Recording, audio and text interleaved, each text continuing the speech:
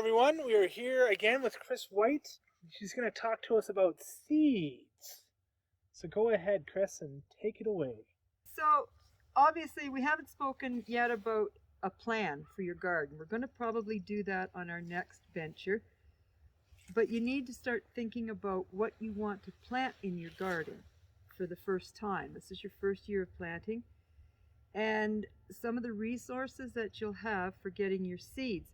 You can get them at, like Canadian Tire, you can get them at Walmart, you can get them at Home Hardware.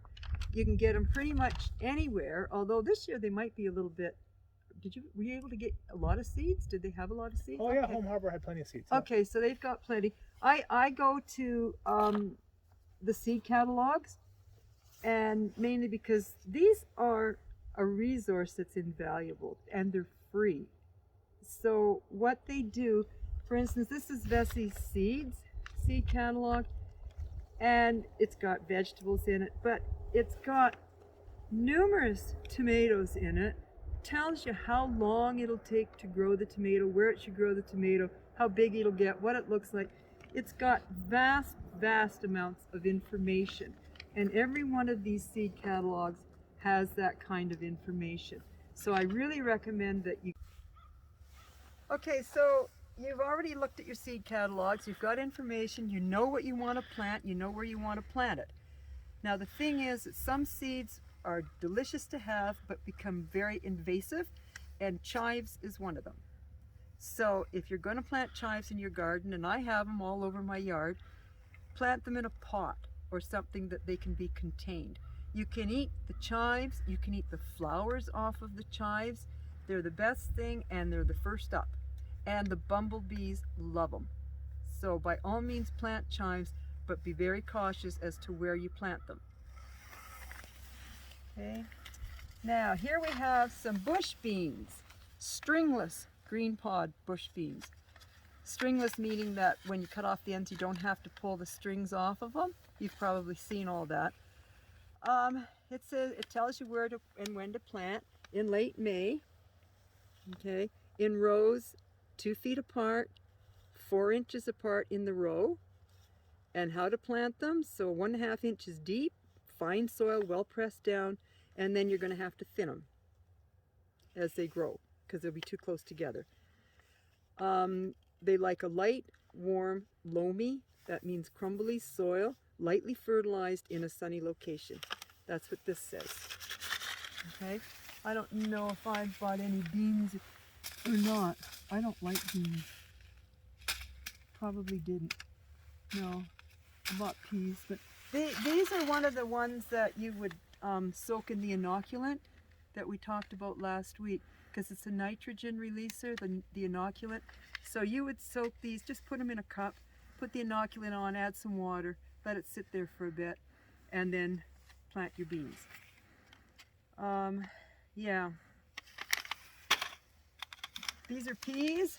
These are Lincoln peas. I grow Lincoln. Did I not? Where are all my peas?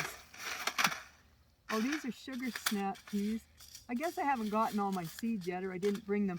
I plant the Lincoln variety too. They're called Lincoln Homesteader, and they're a really good pea. Again, here it says when to sow in early spring. So these can stand a little bit of a cool soil. 1 seed every 2 inches, 1 inch deep, in rows that are 2 feet apart. From the soil, add the water, blah blah blah. Now the thing about this is it doesn't tell you how high they're going to get. Sometimes that'll be on here. Doesn't tell you that. Okay, so here with my sugar snap peas, it tells you provide some sort of trellis for the plants to climb on.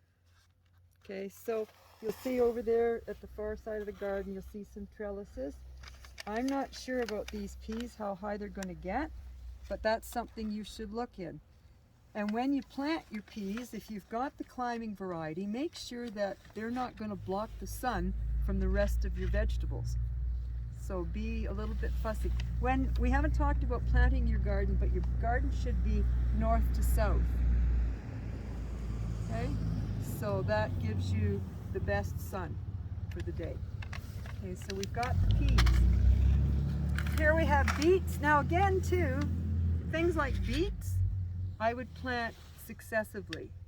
So I would plant some this week, and then in 10 days maybe I'd plant some more. How many beets are you going to eat? Now, if you're going to pickle them, you're probably going to plant maybe 2 packages of these. These don't seem to have an awful lot of seeds in them. Just going to show you what a beet seed looks like. And see, oops, I just dropped one, so there'd be beet growing up there. This is good to see. Okay, these are beets, and you'll be able, after a few years, you'll be able to recognize seeds without even seeing them in a package, which is good because sometimes they get spilled. Okay, so that's what your beet seeds look like. And you're just going to plant them like one at a time. Planting is not a... Okay, now, these little guys are going to grow depending on the beet. These are Detroit Red, which is a good beet. They're probably going to grow about this high and maybe that big around. All right, you'll get to know what kind of beets you're growing, you know, as you get into your garden. Okay, I would plant them probably 10 days apart if you're going to use that many. Okay, so these, you know, be careful what you're planting. You can never have too many peas. Everybody knows that. One thing that does grow like mad is lettuce. Okay, and again, this is a successive planting thing. So, because you want it to grow and you can eat it, and then the next batch is ready and you can eat that. This, like, you've got a lot of seeds in here. You can tell, and they're small, teeny tiny seeds. I won't open this because they're too teeny tiny. And so when you plant these, we'll show you how to do it. You're probably just going to tap it and scatter them like that. Again, how much lettuce are you going to eat? So I have another kind of lettuce here, and there's different kinds, of lettuce. So we've got, this is Grand Rapids lettuce. I'm assuming it's just a leaf lettuce, but you can buy head lettuce and you can buy romaine lettuce. I tend to like the funny stuff. This is called speckled lettuce, and it'll come out with spots on it. It'll look like a Dalmatian practically, and it's really, really good. But again, there's hardly any seeds in here, you know. This is green oak leaf lettuce. This is really good stuff. And it grows, so you can start it indoors. It's often grown as a cut and come lettuce. Successive sowing from April to August to ensure a fresh supply. Matures in 45 days. So when you're buying your stuff, in here, we'll go back to this. Here's some peas. What did we have? We had the Lincoln peas. Well, Mr. Big peas. These are Mr. Big, okay? They take 55 days to grow. This Green Arrow takes 67 days. Oh, Lincoln, these are probably the Lincoln ones. The Homesteader takes 68 days. Now, when you're reading these, this is heat and drought tolerant. So it's an heirloom pea. Everybody, my dad grew this stuff. It's vigorous, fast-growing vines. What you want to look for too is how many peas you're going to get in a pod. Okay, so sometimes you get peas that are really, really big, so you get maybe 3 in a pod, and they're usually tough and horrible. So it depends on what you want to eat. Here's the Sugar Snap ones. These are 66 days. That's these guys here. Okay, so and that's why these are so valuable. This catalog is so valuable. It tells you how many days you've got to grow. You can remember up here, it's not always, like if it says 66 days, you might not get anything for 76 days because of the weather. All right. Catalogs like T&T, West Coast Seeds, these are pretty much geared towards colder climates like ours. Okay. What else? We got some squash. Squash is great. So you've got nice dark zucchini squash. Again, don't just plant that in a bed. Give it its own bed, because those vines are going to grow. It says 6 seeds per hill. I would plant 3 seeds in a hill. I wouldn't plant 6 because those things are going to grow. It doesn't tell you how far they're going to grow, but your plants, your vines will grow massively. So there's different kinds of squashes. You've got your winter squashes and you've got your summer squashes. Zucchini is a summer squash. And here it is. Okay, so this one takes 50 days. They've got few spines, very high yield, continuous production. Okay, fruits are cylindrical, dark green, and perfect to pick at 6.5 inches long. Here's Raven, I just bought these. These are only 48 days. So this is what I'm trying to tell you, is make sure that you get something that you're going to be able to harvest before the frost gets them. Squash plants are very susceptible to frost. If it looks like it's going to be a cold night, you got to cover them because the frost will get them. They're probably the first thing the frost will get.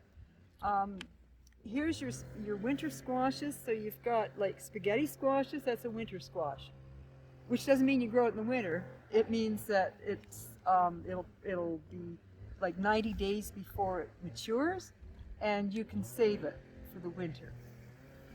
Here's the little summer ones, the patty pan squashes. Pumpkins, no, don't try pumpkins up here. Pumpkins need a lot of heat, a lot of moisture. I used to grow the like 900-pound pumpkins in Victoria for my grandson.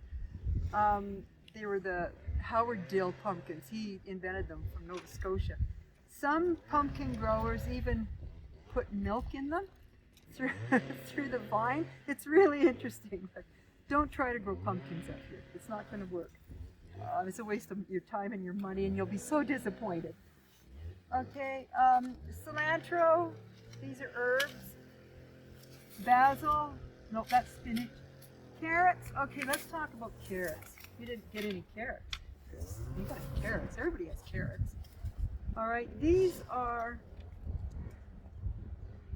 approximately 220 seeds in this package. This is West Coast Seeds, okay? With 75% germination. That's a good germination, but I like the ones that say 95% germination.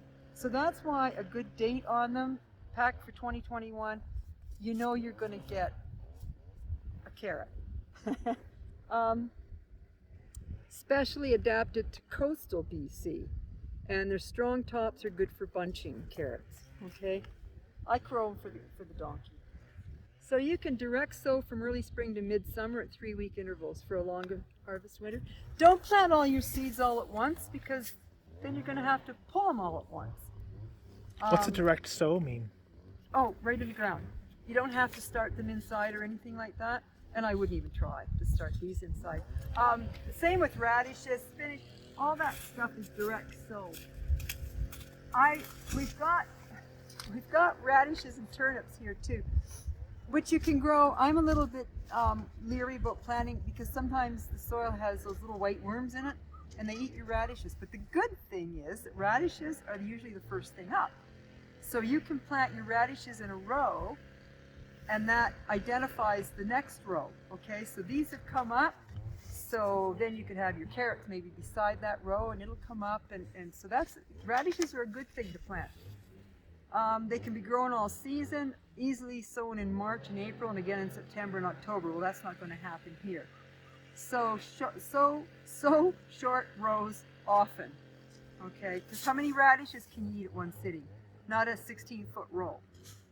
Right? Because they're all going to grow at the same speed, hopefully. Okay? I've grown stuff like pak choi. There's so many things you can grow. But I guess my main piece of advice is get your seed catalogs, get your garden plan, and buy your seeds accordingly.